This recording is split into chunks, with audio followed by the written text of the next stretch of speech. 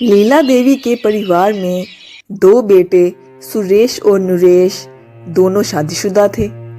सुरेश की शादी को कुछ साल बीत चुके थे, जबकि नरेश की शादी को अभी 8 माह ही हुए थे।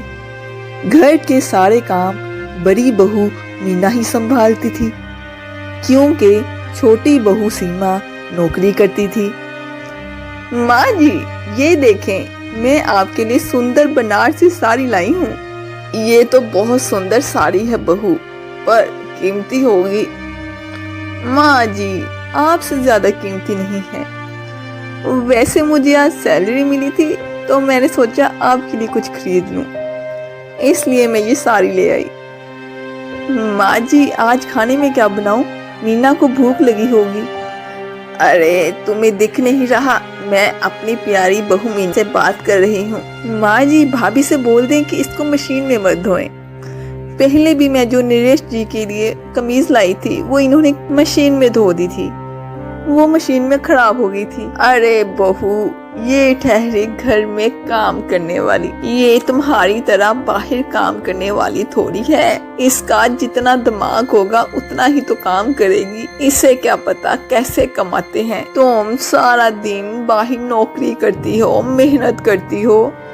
इसका क्या है, जरा सी सब्जी बनाई, जरा सा आटा गूंद लिया और रोटी बना दी। इधर उधर बस थोड़ा बहुत झाड़ू पोछा लगा दिया। और ये असली मेहनत तो तुम कर रही हो बाहर नौकरी करके।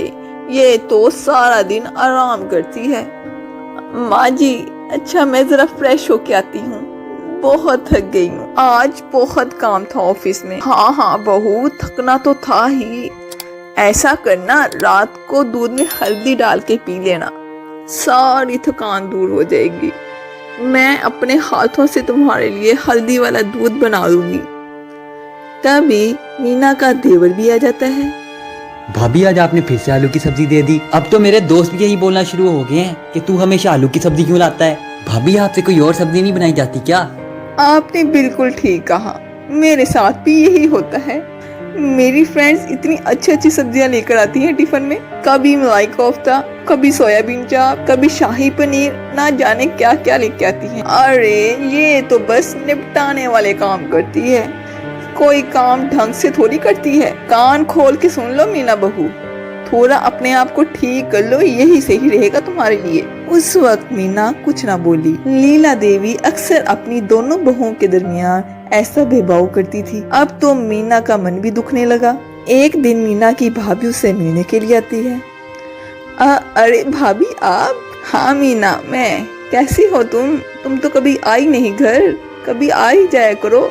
वो बस भाभी, टाइम ही नहीं मिलता। क्यों टाइम क्यों नहीं मिलता? अब तो छोटी बहू भी आ गई है ना। जी भाभी, लेकिन वो तो ऑफिस जाती हैं, इसलिए उनका काम भी मुझे ही करना पड़ता है। देखो मीना, ये ठीक नहीं है। उसको भी कोई ना कोई काम करना चाहिए और तुम्हारा हाथ बिटाना चाहिए।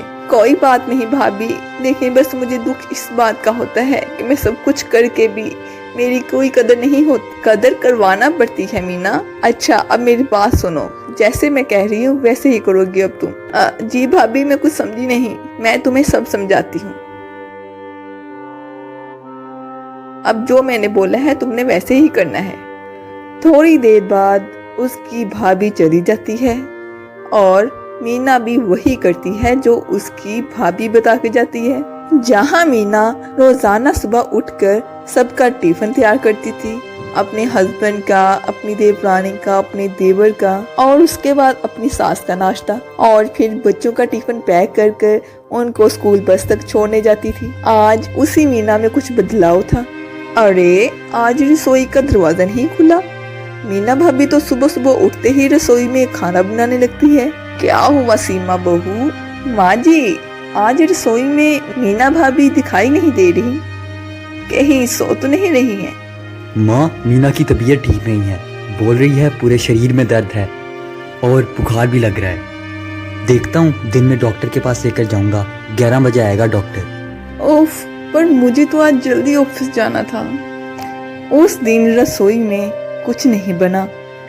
मीना के बच्चों की छुट्टी थी, इसलिए सुरेश बाजार से ही नाश्ता ले आया। मीना ने भी बाजार का ही खाना खाकर खुद ही चाय बनाकर पी ली। लीला देवी को घर में काम वाली रखना बिल्कुल पसंद नहीं था, इसलिए उस दिन घर का सारा काम उन्हीं को करना पड़ा। शाम तक लीला देवी के कमर में बहुत ज़्यादा दर्द हो गया, जिस वजह से उससे चला भी नहीं जा रहा था। अरे मूरी मैया, मेरी तो कमर गई। सीमा, बहुत अच्छा हुआ तुम आ गई। रात की रोटी तो अब तुम ही बना लो। मेरी तो कमर में बहुत दर्द है, हिला भी नहीं जा रहा। पर माँ जी, मेरे में तो बिल्कुल भी हिम्मत नहीं है रसोई में काम करने की। एक काम करती हूँ, मैं बाजार से खाना ऑर्डर कर देती हूँ। सीमा, आज सुबह भी बाजार का नाश्ता खाया था। दोपहर को भी मैंने बच्चों को ब्रेड, मक्खन और जैम लगा के दे दिया। रात को रोटी घर पर ही बना लो। फिर बाजार का खाना अब कोई भी नहीं खा पाएगा। माँ की तबीयत भी ठीक नहीं रहती। और एक काम और कर दो, मीना की तबीयत खराब है, डॉक्टर ने उसे हल्का खाना बोला है। मीना के लिए खिचड़ी बना देना। मैं अकेली थोड़ी इतना करूँगी माँ जी, आपको थोड़ा हिलना पड़ेगा। मैं अकेले इतना काम नहीं कर सकती। आप जानते हो मैं ऑफिस का भी काम करती हूँ। हाँ, मैं कोशिश करती हूँ, रुको आ रही हूँ। इधर दोनों सास बहू काम कर रही थी और दूसरी तरफ मीना बीमार होने का नाटक करके बिस्तर पर लेटी हुई थी। मीना, अब कैसी तबीयत लग रही है तुम्हारी? डॉक्टर ने बोला था कि तुम्हें बुखार तो नहीं है, वैसे ही कमजोरी होगी। चिंता मत करो, 1-2 दिन में तुम ठीक हो जाओगी। हाँ, वो तो मुझे होना ही है। बस 2-3 दिन की ही बात है। मुझे भी बिस्तर पर लेटना कहाँ अच्छा लग रहा है। मेरी वजह से घर में कितनी परेशानी हो रही है। रसोई में खाना भी ठीक से नहीं बन रहा। अरे तुम सारा दिन ये घर की चिंता करके ही अपनी तबीयत खराब करती हो। अभी छोड़ दो, जैसा चल रहा है, तुम अपने पे ध्यान दो। अगले 2 दिन में ही लीला और सीमा को नानी याद आ गई, जब दोनों को घर के सारे काम अकेले करने पड़े। सच में आज पता चल रहा है मीना कितना काम करती है। हम दोनों तो मिलकर भी उतना काम नहीं कर पा रहे जितना वो अकेले कर लेती है।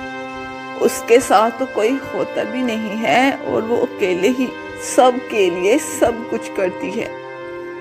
आप ठीक कह रही हैं माँ जी। मीना भाभी रसोई में होती है तो मुझे तो कोई चिंता ही नहीं रहती, क्योंकि मुझे पता होता है कि वो तीनों टाइम का खाना भी संभाल लेंगी और हमें समय पर खाना भी मिल जाएगा। और अब पिछले 3 दिनों से हम में से किसी ने भी कुछ ठीक से नहीं खाया। सीमा सही कह रही है माँ। भाभी ऑफिस में गरम गरम खाना पैक करके देती हैं तो ऑफिस में पेट भर जाता है, पर मजबूरी में कैंटीन का खा के मेरा तो पेट ही खराब हो गया है और भूख भी नहीं मिटती। कुछ भी कहो, ये घर अगर ठीक से संभला हुआ है तो सिर्फ मीना बहू की वजह से। मीना भाभी बस जल्दी से ठीक हो जाएं, मुझे तो बहुत परेशानी हो रही है। माँ जी, मुझे लगता है कि भाभी अकेले ही सारा घर का काम करती है, इसीलिए वो बीमार हुई हैं। क्यों ना हम घर में सफाई और बर्तन के काम के लिए कोई काम वाली रख लें, जिससे भाभी को भी सहारा मिलेगा, क्योंकि वो अकेले बहुत काम करती हैं। हाँ, तुम ठीक कह रही हो, वो अकेले कितना ही करेगी। हमारा ध्यान कभी इस तरफ गया ही नहीं। माँ जी, वो पड़ोस में काम वाली है ना, उसी को बुला लेती हूँ, वो साफ सफाई और बर्तन कर जाया करेगी। ठीक है, बुला लो, बात कर लेंगे। मीना यही तो चाहती थी कि उसकी अहमियत को कोई समझे और उसकी कोई कदर करे। घर में काम वाली रख ली जाती है ताकि मीना को आराम मिल सके। देवर जी, आपका लंच। सीमा, तुम भी अपना लंच ले जाना, मैंने पैक कर दिया है। थैंक यू भाभी, मैं इस लंच को बहुत मिस कर रही थी।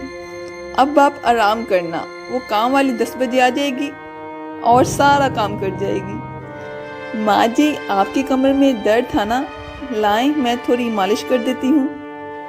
जीती रहो बहू, हमेशा खुश रहो मेरी अच्छी बहू।